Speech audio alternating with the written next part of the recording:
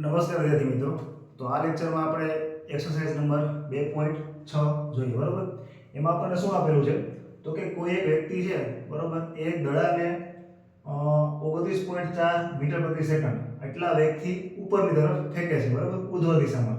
અને પછી આપણને ચાર એના કિસ્સા અલગ અલગ આપ્યા છે, ચાર પ્રશ્ન છે, એ આપણે વારાફરતી વારા સોલ્વ કરીએ, બરોબર. આ આપણી માહિતી છે અને આના આધારે આપણે એ ચાર પ્રશ્ન સોલ્વ કરવાના છે. એમાં જે એ છે પહેલો પ્રશ્ન, બરોબર, એમાં આપણને એવું કીધું છે કે તમે જ્યારે દડો ફેંકો તો ઉપરની તરફ તમે ઉર્ધ્વ દિશામાં તમે દડો ફેંકો છો તો પ્રવેગ છે, બરોબર, પ્રવેગ એની દિશા કઈ હશે? તમે દડાની જે ઉપરની ગતિ થાય છે એ દરમિયાન પ્રવેગની દિશા કઈ હશે, બરોબર. તો હવે આપણે યાદ કરીએ કે જ્યારે કોઈ પણ પદાર્થ છે, અહીંયા બોલ છે, બરોબર, ચલો આ બોલને આપણે ઉપરની તરફ આ રીતે ફેંકીએ છીએ તો આની જે ગતિ છે એ ગુરુત્વાકર્ષણ બળની વિરુદ્ધ દિશામાં થાય છે, કારણ કે આ નીચે છે, બરોબર, આપણે નીચેથી ઉપર ફેંકીએ છીએ. તો જ્યારે કોઈ પણ પદાર્થ ઉપર ગતિ કરે તો આપણને ખ્યાલ છે કે એના ઉપર હંમેશા ગુરુત્વ પ્રવેગ લાગે, બરોબર. પૃથ્વીના ગુરુત્વાકર્ષણ બળને કારણે ગુરુત્વ પ્રવેગ લાગે અને આનું મૂલ્ય પણ આપણને ખબર છે કે a બરાબર g આપણે કહીએ એને, અને -9.8 મીટર પ્રતિ સેકન્ડનો વર્ગ. અને દિશા કઈ રીતે હોય હંમેશા આની?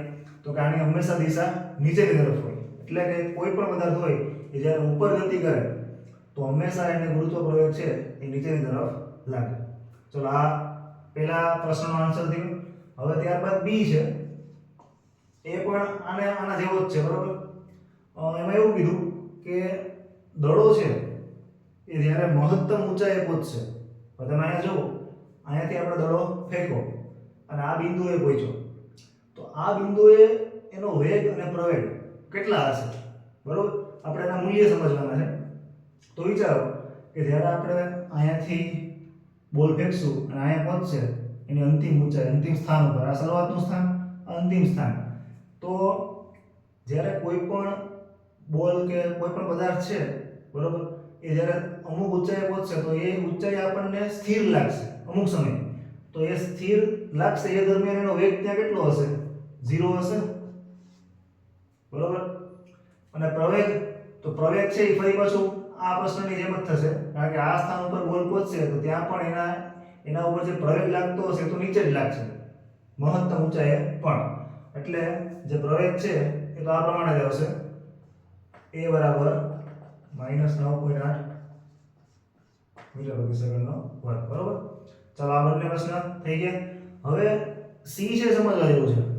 એમાં આપણે એવું કીધું છે સી પ્રશ્નમાં કે બોલ છે, બરોબર, અહીંયા માનો કે શરૂઆતનું સ્થાન છે અને આ એનું અંતિમ સ્થાન, એટલે કે આકૃતિ તો આ જ છે.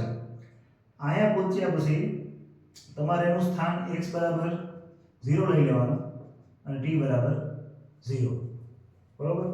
અને જે આ નીચેની દિશા છે, પેલા આપણને જે એમાં કન્સિડર કરવાનું કીધું એ આપણે પહેલા કન્સિડર કરી લઈએ. શું કીધું આપણને?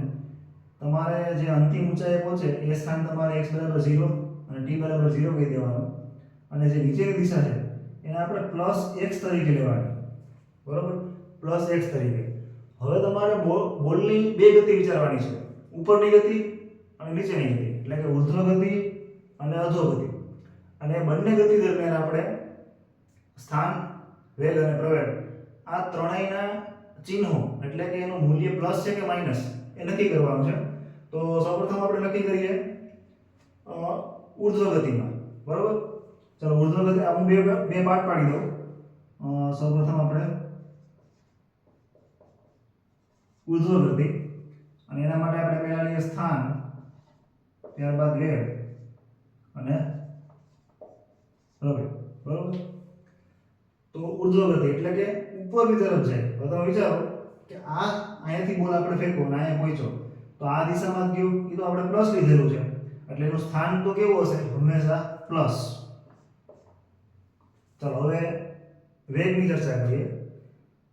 તો અહીંયાથી બોલ ફેંકીએ અને અહીંયા પહોંચશે તો એનો વેગ હંમેશા ઘટશે, કારણ કે એને નીચે કેવો પ્રવેગ લાગતો હશે? ગુરુત્વ પ્રવેગ, એટલે કે એ ઋણ છે. એટલે આ એક રીતે જોઈએ તો આ પ્રતિપ્રવેગી ગતિ ગઈ, પ્રતિપ્રવેગી ગતિ થઈ ગઈ, બરોબર. કે તમે કોઈ પણ પદાર્થને ઉપર ફેંકો તો એની ગતિ ઘટતી જાય, બરોબર. અને છેલ્લે 0 થાય એ આપણને ખ્યાલ છે. એટલે વેગ છે એ કેવો મળશે? ઋણ, માઈનસ મળશે, બરોબર. અને પ્રવેગ, તો પ્રવેગ છે એ હંમેશા ગુરુત્વ પ્રવેગ લાગે ઉપરની દિશામાં, ફેંક્યો નીચે લાગે, બરોબર, ગુરુત્વ પ્રવેગ. પણ અહીંયા નીચેની દિશા આપણે પ્લસ લીધેલી છે.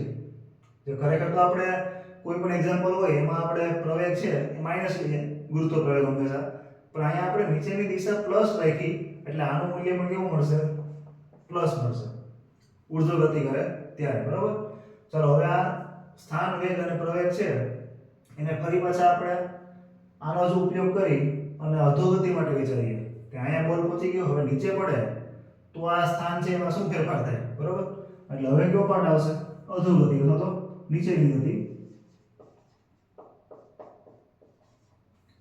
જો સ્થાન અત્યારે બોલ અહીંયા છે, હવે નીચે આવે છે તો આ તો પ્લસ જ છે એટલે એમાં કઈ ફેર પડશે નહીં, પ્લસ.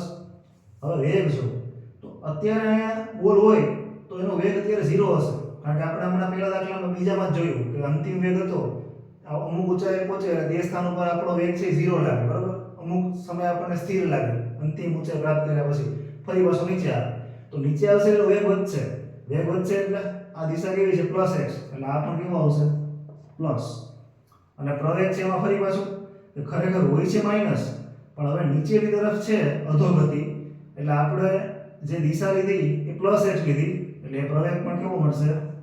પ્લસ. તો આ રીતે તમે ત્રણેયની દિશાની અલગ અલગ રીતે નક્કી કરી શકો, ઉર્ધ્વ ગતિ માટે અને અધોગતિ માટે, બરોબર. ચાલો હવે ડી છે એ જરાક વધારે લેન્ધી છે, એમાં થોડીક આપણે ગણતરી પણ કરવી પડશે, તો આ હું ઇરેઝ કરી નાખું છું.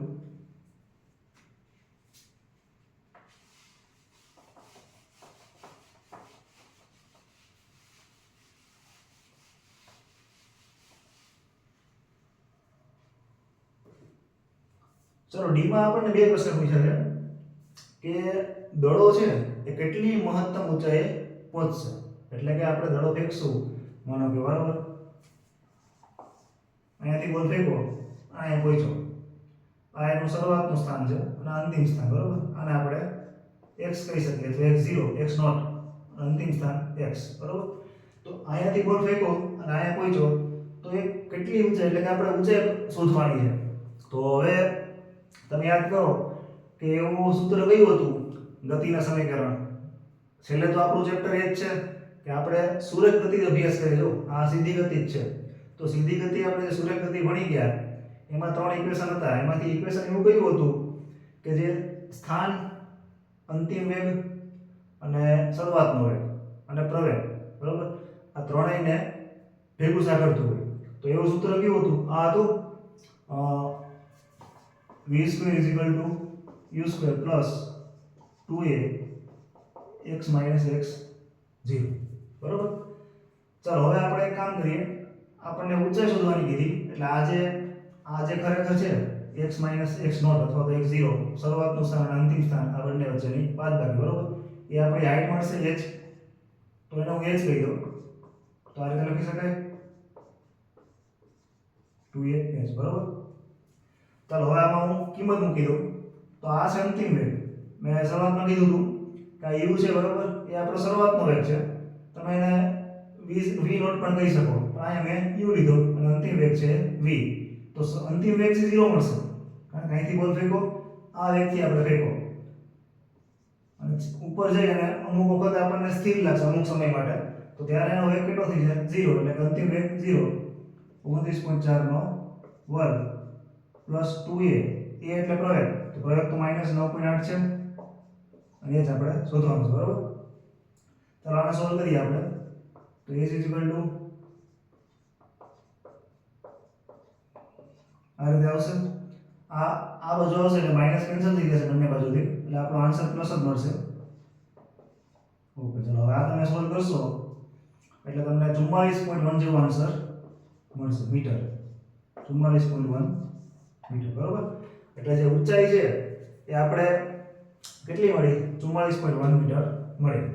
હવે બીજો પ્રશ્ન આમાં એવો પૂછ્યો ડી માં કે કેટલા સમય પછી ખેલાડીના હાથમાં બોલ આવશે, બરોબર, કેટલા સમય પછી ખેલાડીના હાથમાં બોલ આવશે. તો ચલો એના માટે સમજીએ. હવે અહીંયાથી બોલ ફેંકો આપણે નીચેથી ઉપર ગયો બરાબર. તો અંતિમ વેગ આપણી પાસે છે અને શરૂઆતનો વેગ છે અને પ્રવેગ પણ છે. તો અંતિમ વેગ, પ્રવેગ અને સમય આ ત્રણેયને સાંકળતું સૂત્ર કયું છે જે આપણે ત્રણ ઇક્વેશન હતા એમાંથી? તો આ સૂત્ર છે v u + at. હવે અહીંયા એક ધ્યાન રાખવું પડશે આપણે કે આપણને બે સમય મળશે. ખરેખર તો નીચેથી ઉપર જવાનો અને ઉપરથી નીચે આવવાનો સમય બંને સરખા જ હોય, પણ આપણે બંને સમય અલગ અલગ રીતે ગોતશું.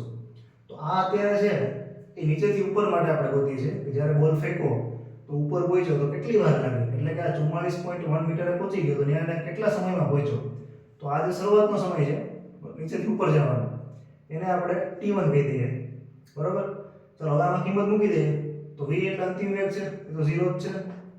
u શરૂઆતનો વેગ એટલે 29.4 આ -9.8 અને t1 એટલે કીધું કે આપણે નીચેથી ઉપરનો સમય છે. ખરેખર તો આપણો આન્સર છે એ બંને સરખા જ આવવાના છે, એટલે કે નીચેથી ઉપરનો સમય અને ઉપરથી નીચેનો બંને આન્સર સેમ જ આવવાના છે.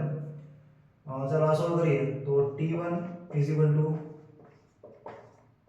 આ બાજુ આવશે એટલે માઈનસ થશે 29.4, પણ આ માઈનસ છે એટલે બંને માઈનસ માઈનસ કેન્સલ થઈ જશે. એટલે તમારો t1 આવશે 3 સેકન્ડ બરોબર. આ કેવો સમય થયો? નીચેથી ઉપર જવાનો. ઓકે, ચાલો હવે આપણે ઉપરથી નીચે આવવાનો સમય શોધીએ બરોબર. હવે એના માટે હું સ્થાનવાળા સૂત્રનો ઉપયોગ કરીશ, જે શરૂઆતનું સ્થાન અને અંતિમ સ્થાન અને સમય અને પ્રવેગ આ ત્રણેયને જે સાંકળતું સૂત્ર હતું એ આપણું કેવું હતું? તો યાદ કરો. તો આને હું ભૂસી નાખું છું. તો એક સૂત્ર આવું હતું, x બરાબર x0 plus ut plus 1/2 at² બરાબર. અહીંયા આપણે x દિશા લીધી એટલે આપણે x નો ઉપયોગ કર્યો, તમે y લખો તો પણ ચાલે. ચલો આ છે અંતિમ સ્થાન છે. હવે ધરો અહીંયા છે બોલ બરાબર. હવે આ જે t1 આવી ગયો એ ઉપરથી નીચેનો સમય છે. હવે પાછું ઉપરથી નીચેથી ઉપરનો સમય છે. આ સમય છે ને, હવે ઉપરથી નીચેનો મારે સમય શોધો, એના માટે આ સૂત્રનો ઉપયોગ કર્યો. તો અત્યારે બોલ અહીંયા છે, આ અંતિમ સ્થાન થયું બરાબર. તો અહીંયા બોલ હોય તો એનું સ્થાન છે એ 0 ગણાય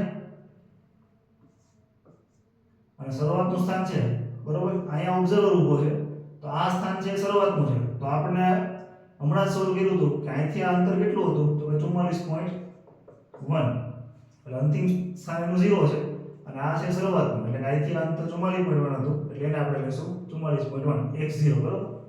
અને u શરૂઆતનો વેગ એટલે અહીંયા અત્યારે વેગ કેટલો હોય એનો? 0 એટલે આ પદ 0 થઈ જશે 1/2 -9.8 t² બરાબર. ચાલો આને સોલ્વ કરીએ. આ 44 પર આ બાજુ એટલે માઈનસ થશે = 1/2 9.8 t². અચ્છા આપણે t2 કહી દઈએ કારણ કે આ ઉપરથી નીચે આવવાનો સમય છે. ચાલો આ બંને બાજુ માઈનસ કેન્સલ થઈ જશે એટલે t2² = 44.1 * 2 અને છેદમાં 9.8 બરાબર. આ તમે સોલ્વ કરશો એટલે તમારો આન્સર આવશે 9 અને t2 = આપણને મળશે 3 સેકન્ડ. ઓકે, તો તમારો જે કુલ સમય છે આ નીચેથી ઉપર જવાનો સમય 3 સેકન્ડ આવ્યો. અને મેં કીધું હતું ને કે તમારા બંને સમય સરખા જ આવશે, પણ આપણે બંને અલગ અલગ રીતે શોધ્યા બરાબર. હવે જે ટોટલ સમય છે કેટલો મળશે? આ બંનેનો સરવાળો t = t1 + t2 એટલે 3 + 3 6 સેકન્ડ બરાબર. તો આ રીતે તમે આ પ્રશ્ન સોલ્વ કરી શકો બરાબર. ચાલો હવે આના પછીનો જે 2.7 છે એ આપણે આગળના લેક્ચરમાં જોશું.